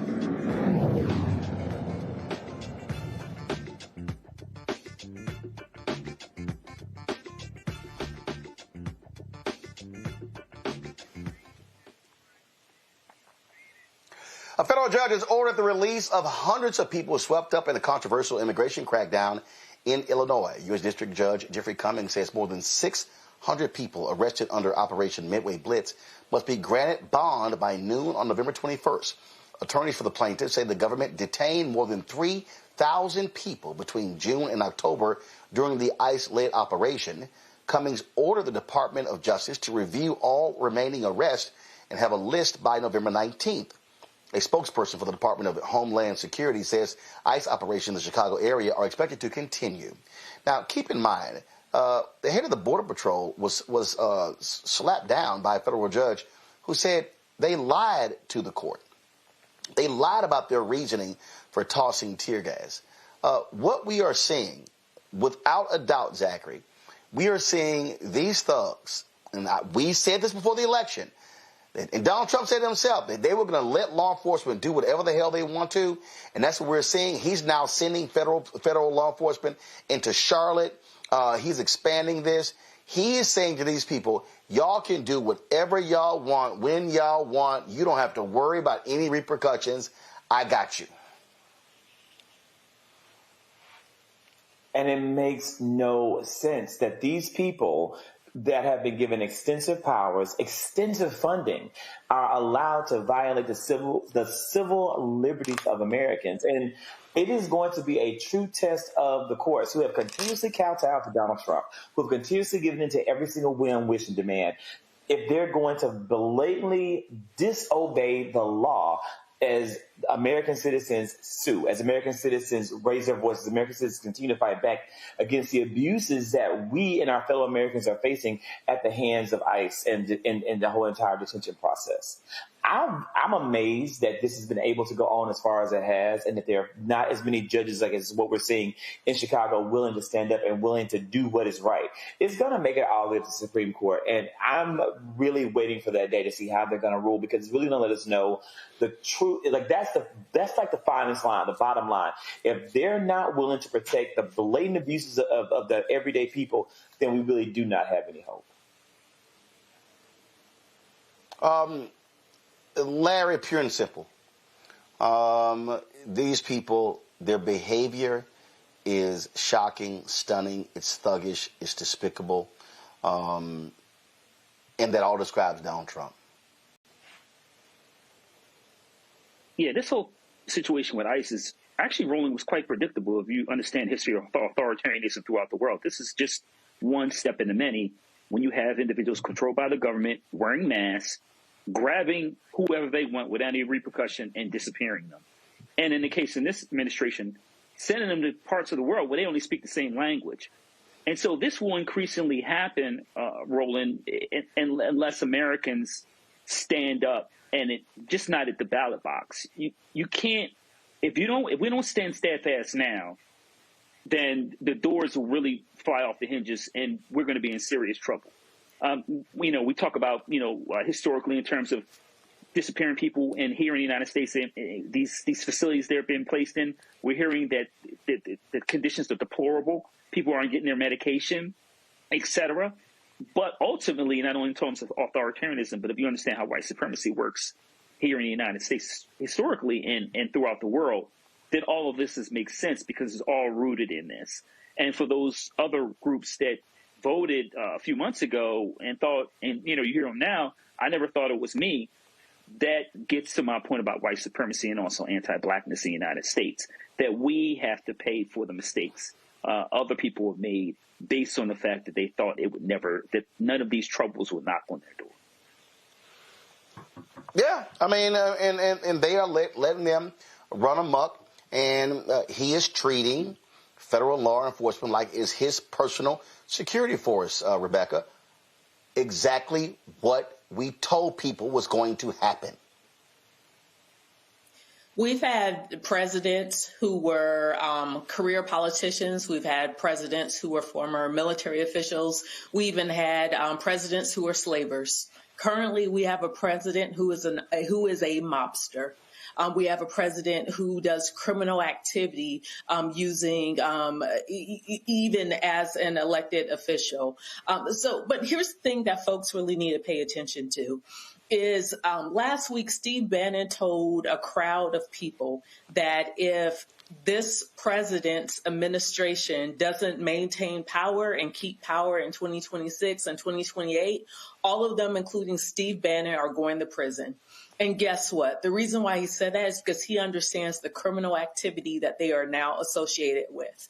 Look, I'm an attorney, but I'm no one's attorney who is watching this broadcast. I will say for education purposes is that if you are at work and you're doing criminal activity, you still could be held liable, criminally liable for that criminal activity. Don't let this president confuse you or fool you. You can go to prison if you are committing felonies and if you are breaking the law. Look, under every regime that we've seen where they have been engaged in criminal activity, there were Nuremberg trials. There was an accounting for what happened. And so people have to understand this. It may be sweet right now, but it won't always be sweet. And so if you are involved in an administration that is doing things that may not be on the right side of the law, you're really going to have to think about the personal consequences in your future.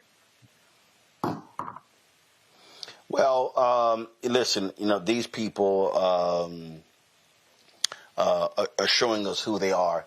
And I just hope people understand that that these ICE officers, first of all, let's be real clear. And this is the other thing that jumps out, Larry. We don't even know who the hell these people are. We don't know if they are oath keepers. We don't know if they are Proud Boys. We don't know if they're bounty hunters.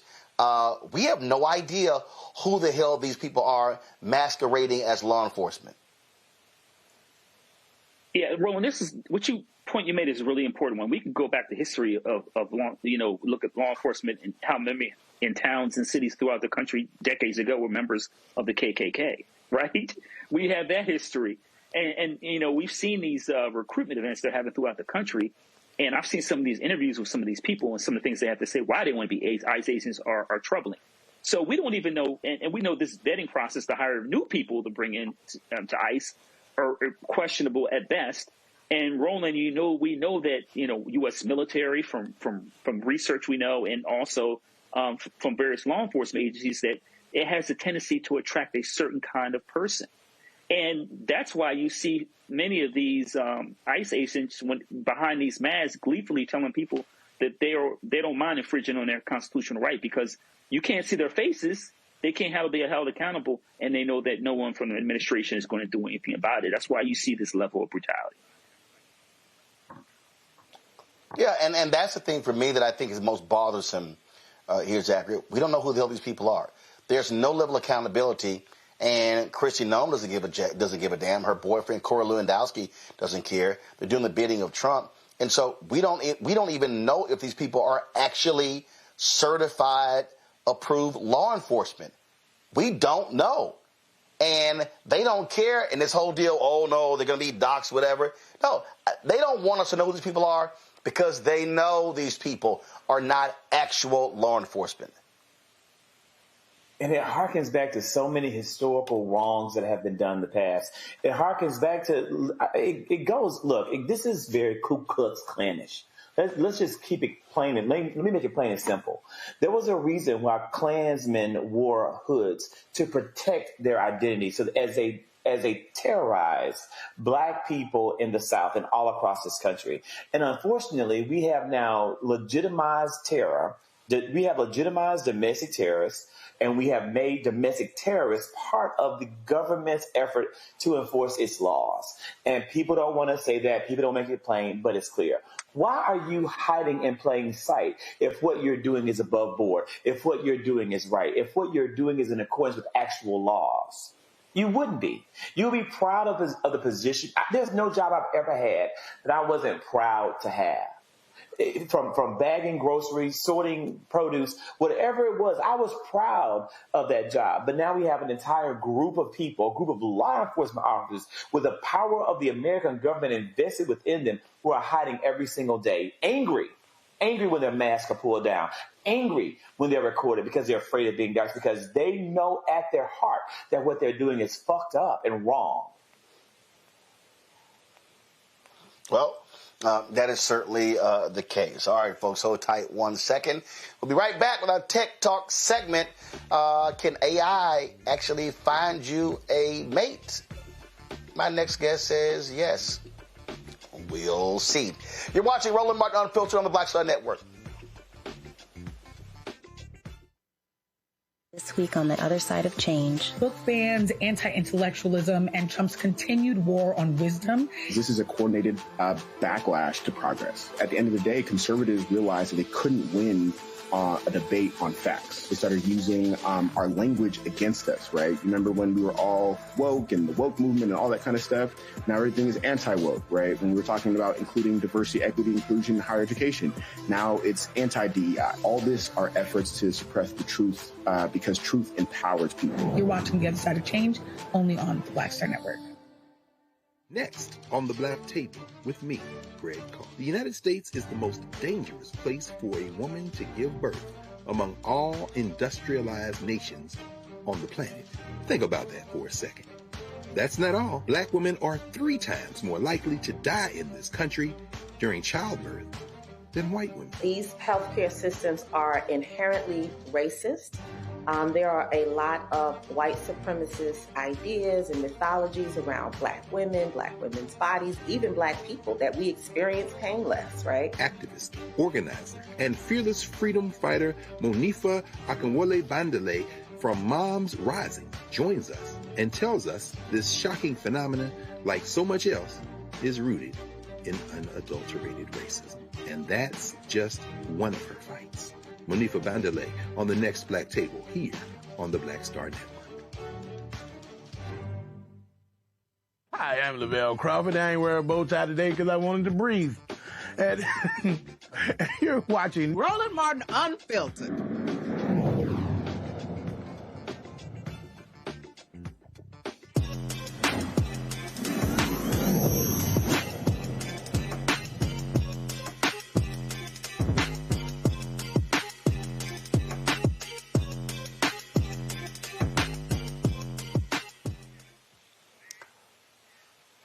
Folks, millions of black professionals are actively seeking meaningful relationships, yet they seem to be facing difficulty in finding partners who are serious about commitment. Well, in response, one black entrepreneur has combined dating with artificial intelligence to create a platform designed to match individuals focused on marriage. Love Upfront is the first healing-first AI-empowered dating app that prioritizes deep connections over superficial aspects of dating by eliminating the need to swipe. John Graham, the founder and CEO of Upfront, joins us from Dallas. John, glad to have you on the show. Okay, so when you say eliminating the need to swipe, what does that even mean? That's right. We've eliminated swiping. Instead of putting people into proximity or even the position to endlessly swipe off surface level aesthetics and superficiality, we are algorithmically matching our members based on their needs, not only their preferences, but ultimately their readiness and relationship readiness and what they need to heal through. And ultimately what's ideal for them to be in a long-term healthy and sustainable relationship. Okay, so when you say what they need to heal through, that's right. Okay, what is that? Yeah, I'll back you up. So we are approaching this, number one, as a community health crisis. Fact of the matter is we have been in position as the highest marital rate in the country between 1866 and 1978. Between 78 and today, we are now the least married, hovering around 30%. That is not... Okay, first of all, you say we. When you say we, you mean African Americans. I mean black folks in America. Okay, got it. Yes, sir. Got it. Go ahead. Right. So then you factor in, all of the concerted efforts to break up the black family over the past 60 years, whether that's social engineering, whether that's policy. And then you factor in the 600 years of epigenetic trauma that we still have yet to heal through. There's a lot of factors working against successful and healthy relationships in our community. That being the case, we are cognizant that a lot of the derailers of healthy relationship today are because people have not healed through, whether it be childhood trauma, environmental traumas, relational or even professional traumas. And then they're expected to be put into a dating market, pick people that look pleasing to the eye, and hope that their brokenness doesn't meet somebody else's brokenness, and then expect a healing outcome. So we start with healing first. Our AI has been trained in 8 different psychological frameworks of black psychology, black history and cultural nuance.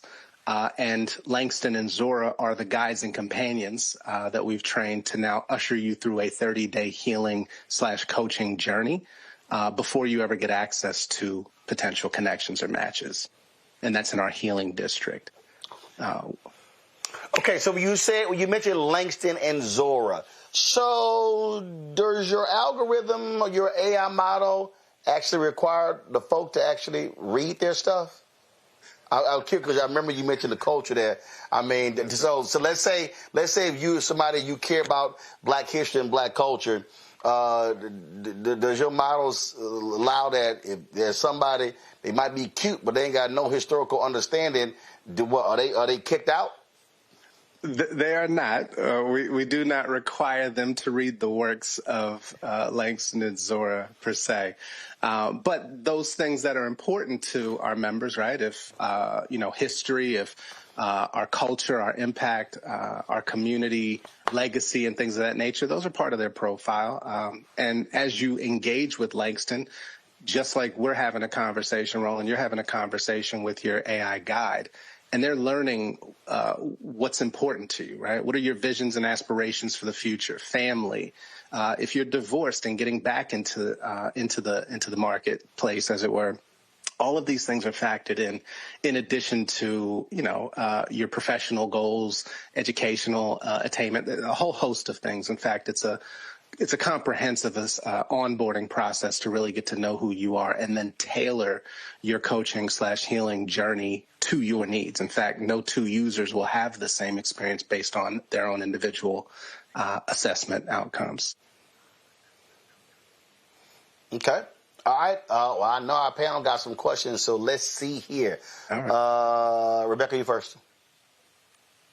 So basically, your app forces people to do therapy. And then once they do therapy and they're healed versions, then it allows them to date. Well, I wouldn't say forces. We also are very clear that this is not therapy, right? We have trained our LLMs in psychological frameworks, but by no means are they therapists. What they do offer is coaching and guidance and content that is related to the frameworks, whether it be everything from communication to conflict resolution, emotional intelligence, and accessibility, and so forth. And then giving them opportunities to journal, to reflect on content that we're providing, articles, podcasts that we've created, and so forth. However, our Langston and Zora are trained also to identify where there might be a need to escalate you to a therapist, in which case we partner very closely with the Black Girl Doctor. Shouts out to Dr. Taisha Caldwell-Harvey and her collective of licensed psychologists and mental health and wellness and relationship coaches. So we are not providing therapy per se, but we are providing access to coaching, guidance, and an off-ramp to therapy should it be needed or desired. So would this app snatch the microphones from all the Red Pill podcast people? That might do wonders to improve dating in 2025. Now, Sister Rebecca, we can only solve so much.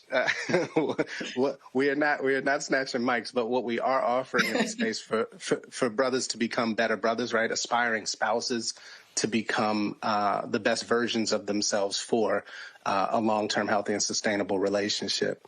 Additionally, to that point, we're bringing in community. We have several districts. Our healing district is that first that we've talked about. Our connection district is where you get algorithmically matched and can engage with people who have gone through the 30-day process. And then we have a mentorship district where we're bringing in married couples who've been married for 7+ years or more to be that bridge between the aspiring spouse and those who are doing marriage successfully. Fact of the matter is we don't have that village as we used to, as it were, models for what successful and healthy relationships look like. So us married folks have to stop gatekeeping these insights and be a bridge to those who are seeking to get to where we are. Additionally, a wedding district where we have an economy of Black wedding vendors for those who have found their person. And then lastly, we have our legacy district, in which case you've done the thing, you're married, you're successfully building. This is where you secure your generational wealth and transfer. So everything from financial literacy, wealth management planning, to life insurance, estate planning, family office services, and more. All right, Zachary, you're up. Look, let me tell you something right here. I'm like Damon John, a shark, but I don't have no money. And I can see right off the bat, this is a phenomenal idea and an amazing concept, and I'm loving everything about it. How can people find out more? Are we ready to download right now in the App Store? Can we jump on right now, fill out our profile? Like, how do we get more information? First, I received that energy, brother. I appreciate you. Yes, you can certainly visit upfront.love. where we are, we're currently in beta. So we have about 1,000 of our members who were early access in the app as we speak. Right now, you would sign up for our wait list, in which case you get first notification when we are ready to launch, which is at the top of the year. So in January, it will be available for all on Apple as well as Android. Mr. Graham, I want to emphasize and to make a recommendation that once you're ready to fully launch, now you're out there, that you reach out to some prominent single Black influencers and content creators, because, you know, I think that that's just a great way of marketing the product, and they have the voice of the people, just like Roland. And again, too, like, this is a great place to bring the platform and build into your budget, your advertising dollars to put on the Black Star Network, because I'm seeing the comments, people saying things like this is really great, and it's really needed in our community, both the therapy, the marketplaces so that we can buy Black, and then the service that brings us all together. Kudos to you and a great concept. Thank you so much, and absolutely great advice for sure. And we look forward to advertising on the Black Star Network. Absolutely. Larry. Yeah, so a very interesting concept. So my question, and look, I'm a researcher, so I need to know more about your collecting data, information, data points, and I'm curious about how that information is being secured, and also the disclaimers that people have to sign at some point, and what you're considering about sharing that information with other entities down the line. Yeah, excellent question. So data privacy and security are paramount for us. We certainly have our privacy policies, terms of service, AI and ethics policies right there for all to view on our website. Fact of the matter is we aren't sharing your information. We are more concerned with your progress and relationship readiness than making money off of your data, right? What we do use that data to do, which is all stored at rest and leveraged internally, is tailor your experience to ensure that you are getting what you need to remove the barriers and at least have the tools to be in a successful relationship.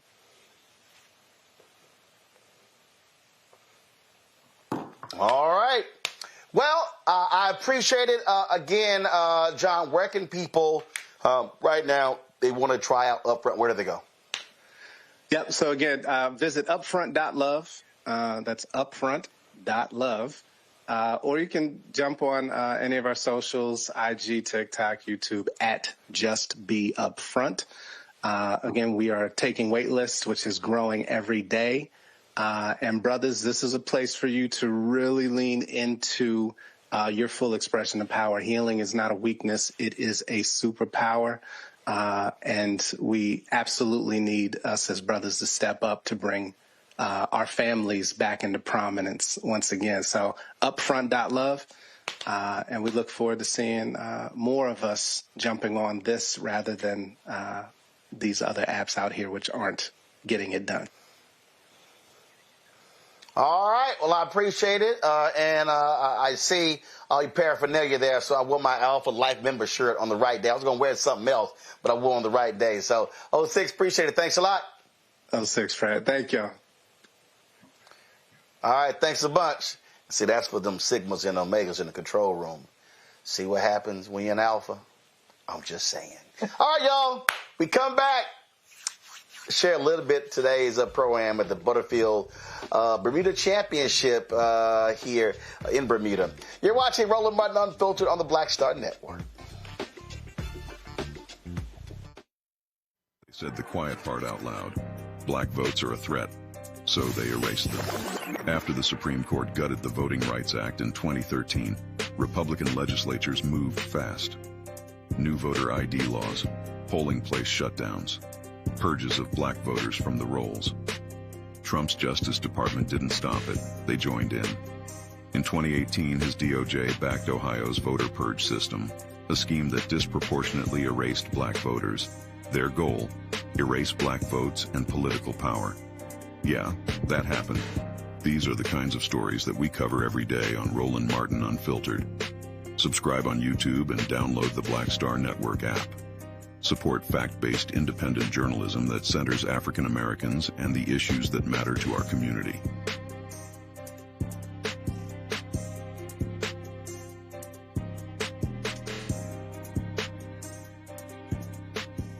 If in this country right now, you have people get up in the morning and the only thing they can think about is how many people they can hurt, and they got the power, that's a time for mourning. For better or worse, what makes America special, it's that legal system that's supposed to protect minorities from the tyranny of the majority. We are at a point of a moral emergency. We must raise a voice of outrage. We must raise a voice of compassion. And we must raise a voice of unity. We are not in a crisis of party versus party. We are in a crisis of civilization, a human rights crisis, and a crisis of democracy itself. And guess what? You've been chosen to make sure that those that would destroy, those that would hate, don't have the final say, and they don't ultimately win. This week on the other side of change. Book bans, anti-intellectualism, and Trump's continued war on wisdom. This is a coordinated backlash to progress. At the end of the day, conservatives realized that they couldn't win a debate on facts. They started using our language against us, right? Remember when we were all woke and the woke movement and all that kind of stuff? Now everything is anti-woke, right? When we were talking about including diversity, equity, inclusion, higher education, now it's anti-DEI. All this are efforts to suppress the truth because truth empowers people. You're watching The Other Side of Change, only on the Black Star Network.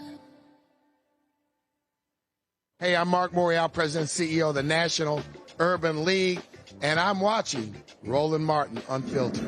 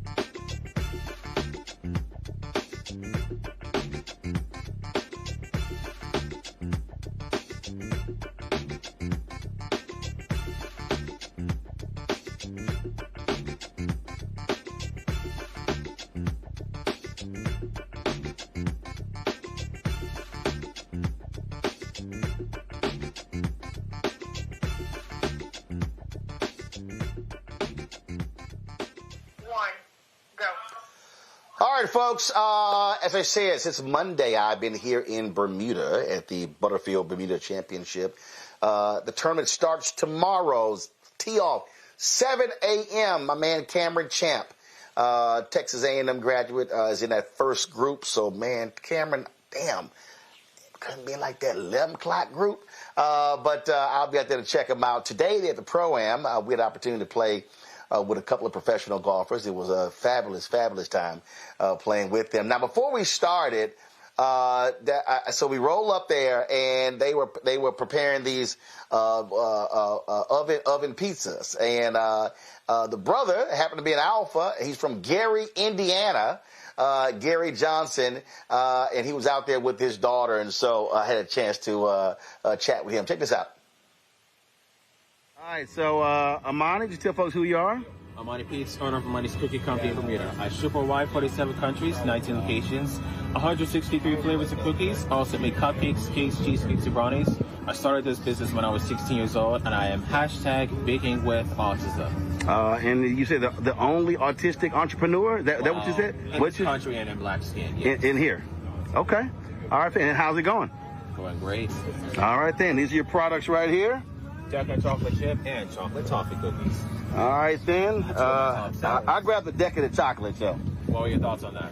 Well, I haven't eaten it yet. Haven't eaten it yet. Oh. So, we'll ask the pro what he thinks. Yeah. How's the cookie? How's the cookie? Very good. All right. I'm going to grab another one. Yeah, I can tell you're enjoying it. All right, folks, if y'all want more information, here's a QR code. Baking with Autism. All right. All right, folks. So as we were playing, they had a number of vendors there who were out there. A system who makes lemonade and a bunch of different, a popsicle company. But I ran across this young brother. He's an autistic man, young man. He was there with his dad. We pulled up. His dad heard my voice and recognized me. And check this out. He's a successful entrepreneur with his own baking company.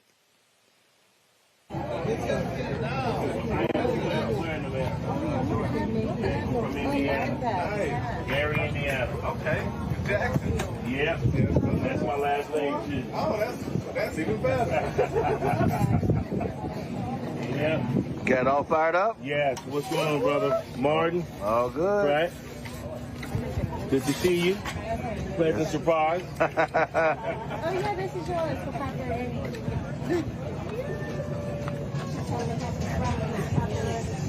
So you got a Gary, Indiana? Gary, Indiana.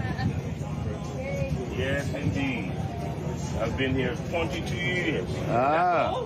Yeah, my wife is Bermuda. Okay. Oh, Jackson, you guys didn't get to go. Oh, yeah. You guys did it? Maybe. What do you think about the outside? I don't know exactly. All right, so I've been meeting some great folks here, so I'm going to have a lot more stories to share with you tomorrow right here on Roland Martin Unfiltered from Bermuda. Let me thank Zachary, Rebecca, and Larry for being on today's panel. Thank you so very much. I appreciate y'all being on today's show. Thanks a bunch. Hey, folks, don't forget, we have conversations that other people are not having. We have factual-based conversations, great experts, people who know what they're talking about, and we want to do more of this. Your support is absolutely important for us to do so. So please join our Bring the Funk fan club. If you want to join us, please do so by going to using our various ways to contribute. Of course, you want to do a bit of Cash App. Use a Stripe QR code. You see it right here in the bottom left-hand corner. This is also for credit cards. That same QR code.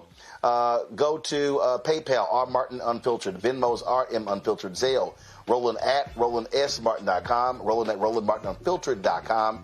Checks in money order. Make it payable to Roland Martin Unfiltered, P.O. Box 57196, Washington, D.C.